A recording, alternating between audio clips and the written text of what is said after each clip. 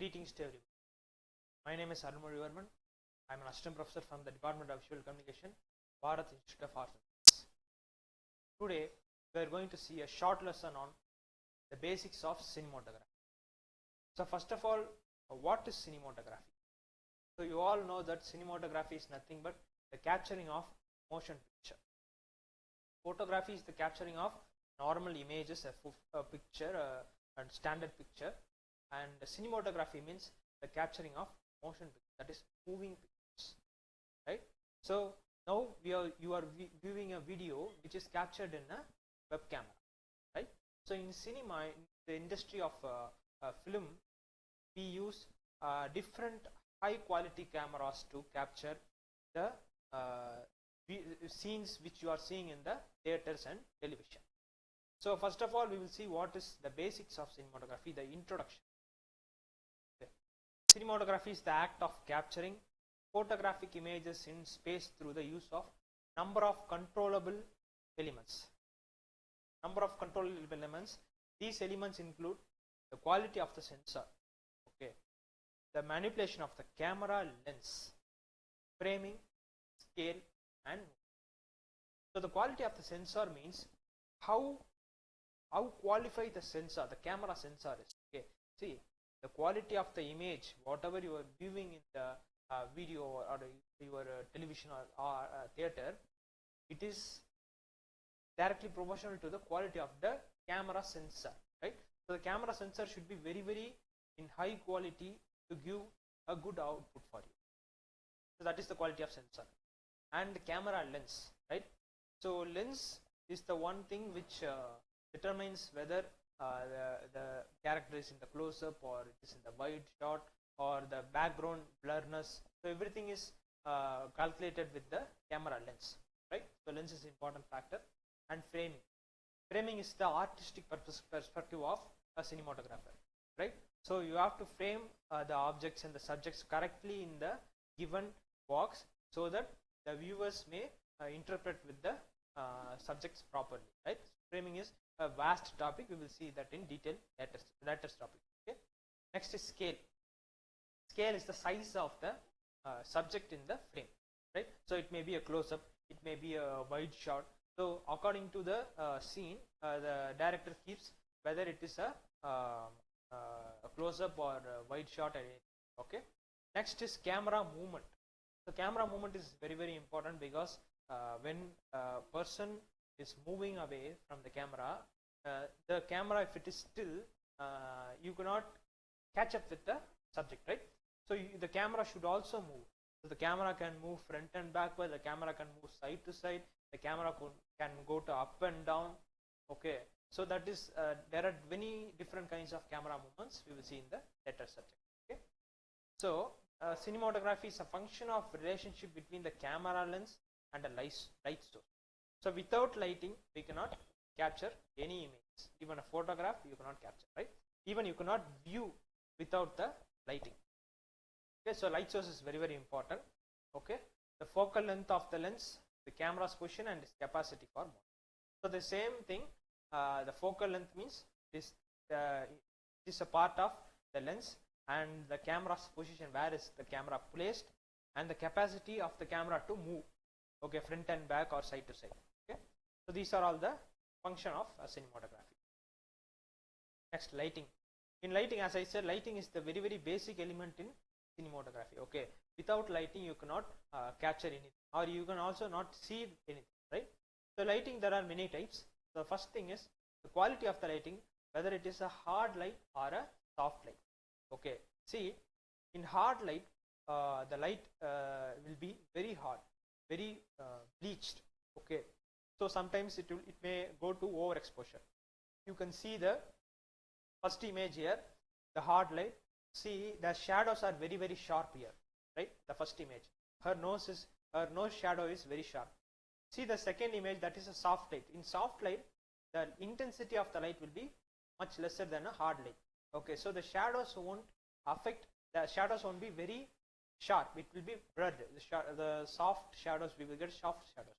Okay, so most of the cinematic look you will see only soft lights. Okay, hard lights are particularly used to for a particular scene or any particular shot which may be needed in the film.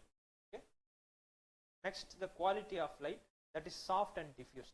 Soft light, as I said, the soft light will be very blunt, and there won't be any hard shadows will be. Okay.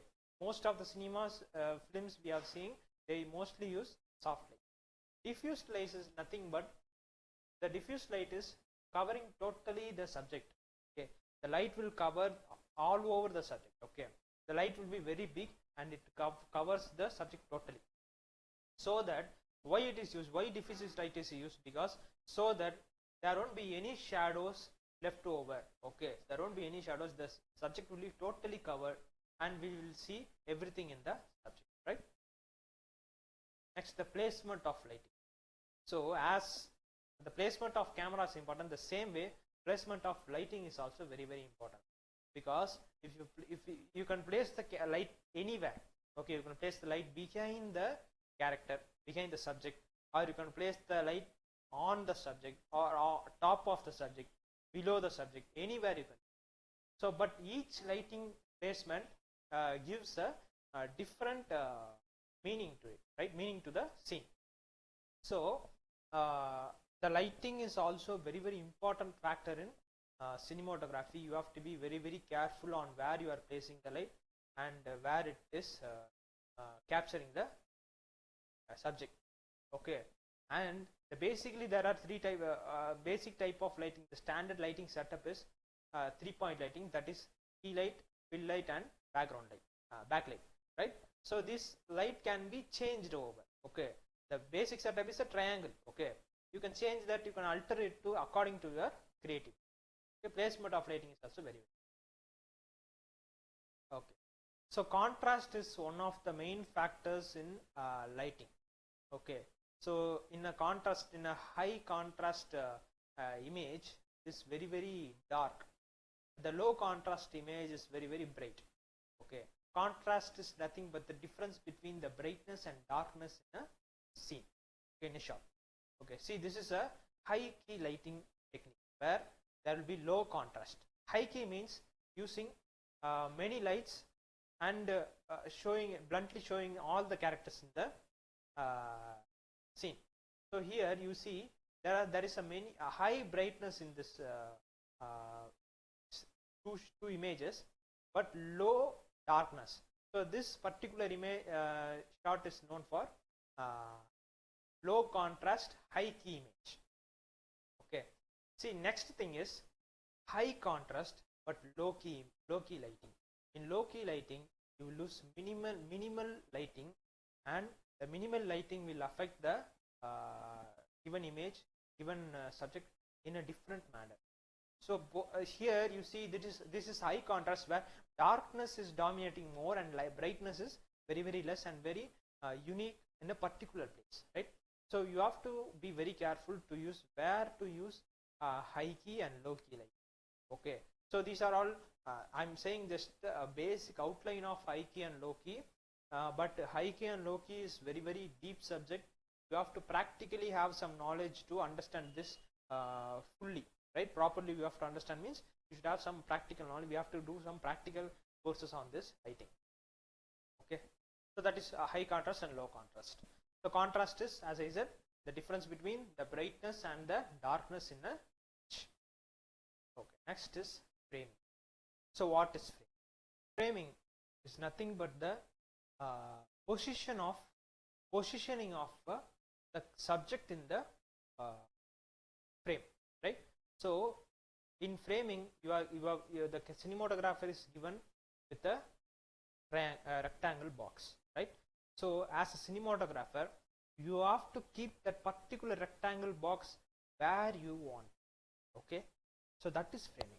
So the position of the camera and the position of the subject, where it is placed in the given frame. So that is framing. So the first thing point is framing is very important in cinematography, because that framing is the creative aspect of cinematography, right? So you can change the frame wherever you want, and each cinematographer has their own knowledge on framing, and they frame the same scene differently. They can frame it differently. Okay, first thing is the character position within a frame can say a lot about their status, power, and personality. Yes, there is a psychological impact of the character in framing. Okay, wherever you frame the subject, there will be a psychological impact on the viewer. For example, if you are keeping a low angle on a hero, the frame suggests that the hero is very powerful. Okay, if you keep the same camera in the top angle and show the hero in a shrinked manner in the lower side, you are conveying that the hero is somewhat in a not good manner against the villain, right? So they are powerless, right? So that is a conveyance.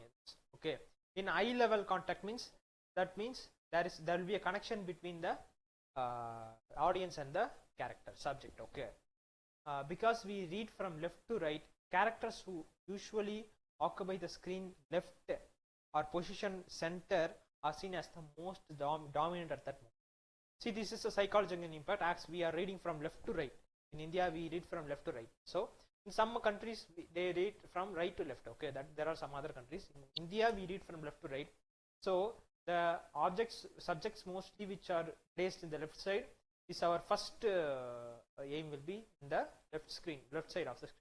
So that is where we see, if you try to watch a film after this class, you can see that the most dominant characters will be in the left side. Okay, try to understand it.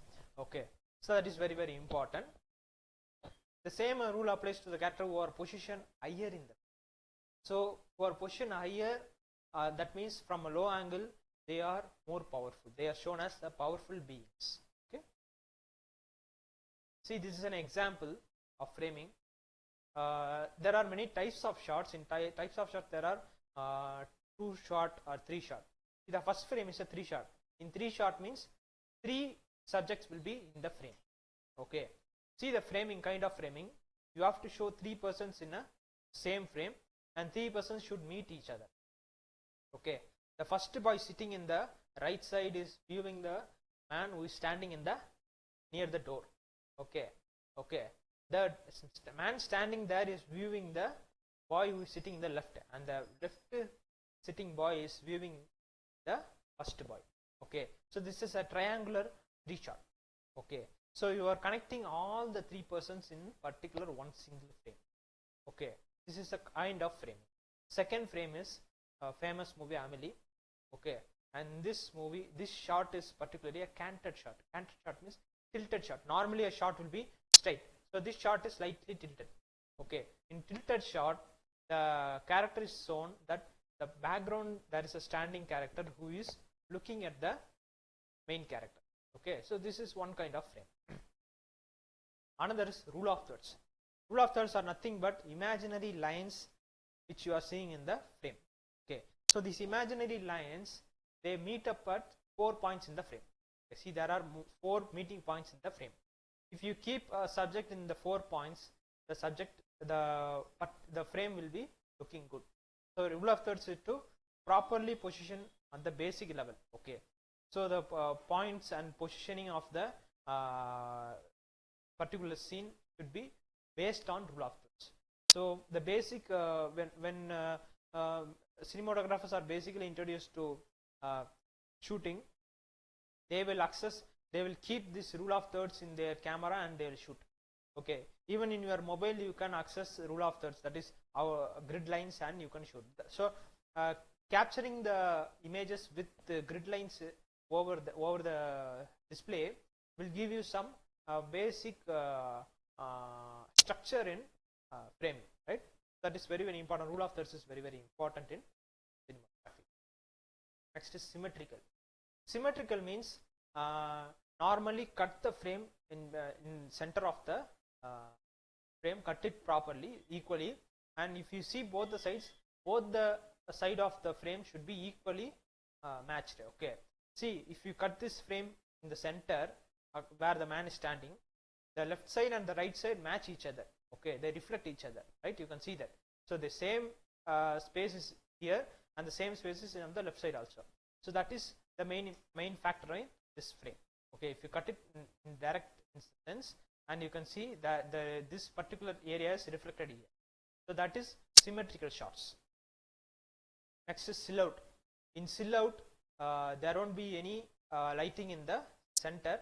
The lighting will be given the background. Okay, background lighting where the whole character, the whole area is totally black. Only the outline will be shown.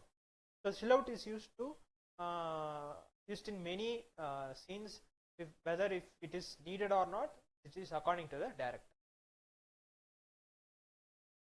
Furthermore, framing can be open or closed. That is open and closed frame. In an open frame, the character will be surrounded by a lot of open space. Okay, possibly suggesting that the character is free. So here also we are gaining a psychological impact. Okay, if the frame is closed, the character will be boxed in, prompting the feelings of the character. For example, see, in a closed frame, the character is boxed inside another box. Okay, that is also known as frame within frame. That is closed frame, the first shot. See the second shot, the character is standing in an open environment. Then this is an open shot without any struggle. Okay, the character is free. In the first shot, the character is locked in something. Okay, this is the psychological meaning of open and closed shot. Next, another example for closed frame shot, where you can see the steel lines are closing this shot properly. So these are all the total steel line, and they are enclosing on the subject. So this is a closed shot. This is a open frame shot where there is no any enclosure on the subject. The subject is openly standing. Next topic is depth of field. So what is depth of field? As you said, we have completed framing now. After framing, depth of field is very, very important. Depth of field is the focus of the cinematography. For example, DOF, that is depth of field, is how sharp images are within a frame. That is the definition of depth of field. Okay, how sharp. See the flower image, the middle of the flower is very, very sharp, right? So that is the depth of field area of this particular scene, particular shot. Okay, the frame for this purpose can be divided into the foreground, middle ground and background, which we will see soon. Okay, depth of field is how sharp an area is focused in an image. Okay, that is depth of field. For example, see this particular image from the side of the camera. Okay, see the narrow depth of field, the focus is only on the rabbit, right? So the trees and the grass will be out of focus. Okay, that is narrow or shallow depth of field. Okay, in the second image, there is a large depth of field where the grass, the rabbit and all the trees will be covered. So everything will be in focus. Okay, the depth of field is the area which is in focus. Okay, the depth of field can be very shallow. At the same time, the depth of field can be very large. It is according to the aperture level of the camera. Okay, so the aperture level denotes the area of depth of field. Okay, if you increase the aperture value, that is f-stop, f number in your camera, if you increase it, you will get a wide depth of field, a large depth of field. If you decrease the f number, you will get a very shallow depth of field. Okay, so in most of the cinemas today we see shallow depth of field, so that the background areas will be totally blurred and the main subject will be embossed properly. Okay, that gives a cinematic look. See here, this is the original image where you can see the depth of field is the area which is in sharp, which is in focus, is the area of depth of field. Okay, and as I said, to calculate the depth of field, the image will be segregated in a three manner. Normally, every frame you are seeing will have a foreground, middle ground and background. Okay, see here, the foreground is the first chair, the middle ground is where the hero is sitting, and the background is where the other chairs and the background one person is sitting, right? So that is background. Here the middle ground is in focus. Okay, so according to where the main subject is placed, either foreground or middle ground or background, the depth of field will change. See, in this frame there is foreground, middle ground, background. The red color first wooden jail blocks are the foreground, that is in red color. The orange color, the person who is inside the jail, is the middle ground, and the person who is outside on that side is the background. Okay, here the background is in focus and other two grounds are in blur. Okay, so usually in TV dramas, wherever you see, mostly the depth of field will be large. Okay, for example, the foreground and middle ground will be sharp. Okay, there won't be any shallow depth of field will be most likely they won't use it. Okay, because they will show background elements, the characters, all the characters, they will try to put it in the same frame because of the time frame for they given. Okay, as TV dramas are very lengthy, they have to mostly shot it in a single frame. Okay, so this particular thing allows the viewers to register everything in the frame as important. Okay, however, shallow depth of field may be adapted where only the foreground is sharp, focusing the viewer's attention to a particular subject. Okay, next is the difference between standard focus and the shallow focus. Okay, standard focus, normally the background will be slightly blurred. Okay, like the first image you are seeing here. In the second image, shallow focus means the background blur will be very much high. Okay, so that the first subject here will be embossed to you. Okay, so that is very, very important in today's cinematography. In modern cinematography, shallow focus is mostly used so that the subject in front will be embossed properly to you. Okay, next is deep focus. Deep focus means focusing a large area. Okay, large area that is totally covering everything in the frame. A deep focus is a tale of using technique of cinematography and staging with great depth of field. Great depth of field means covering from front to back, that is foreground to background, to cover everything in the frame so that you can see everyone's reaction. Okay, this is a particular shot from a very good famous movie, 12 Angry Men. Okay, so here everyone's reaction is very, very important because the movie is totally covered with all 12 people, right? So here everything is in focus. Okay, deep focus can be used in many aspects wherever the director wants. Next is shallow focus. As I said, shallow focus, this is a fine example of shallow focus where the front person is in but sharp, 100% sharp, and the background the girl is standing who is totally in blur. Okay, you can vice versa this shot. Okay, you can totally give focus to the girl and totally 100% you can blur the man standing in the front. Okay, that is the difference. Okay, in racking focus means rack focus technique is nothing but changing the focus while the shot is on.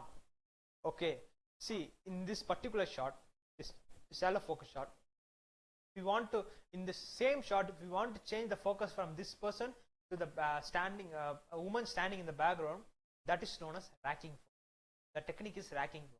Okay, rack focus in filmmaking is the practice of changing the focus of the lens during a shot. Okay, during a shot, if we change the focus, that is known as racking focus. Okay, that's a rack focus technique. Next is zoom shot. For zoom shot, you have to use zoom lens. Without using the prime lens, you have to use zoom lens where you can zoom in and zoom out on a subject. Okay, zooming is nothing but getting close and getting out of the subject. Okay, if you need, you can use zoom shot. That is if you want, if the director suggests for a zoom shot, you can use. Otherwise, mostly cinematographers or cinematographers won't use zoom lens because zoom lens will have much less aperture value compared to the prime lens. Okay, if the director need a zoom shot, you can use zoom lens. Okay, so now we will conclude the class with these types of cinematography techniques. Next class we will see the advanced cinematography class. Okay, thank you.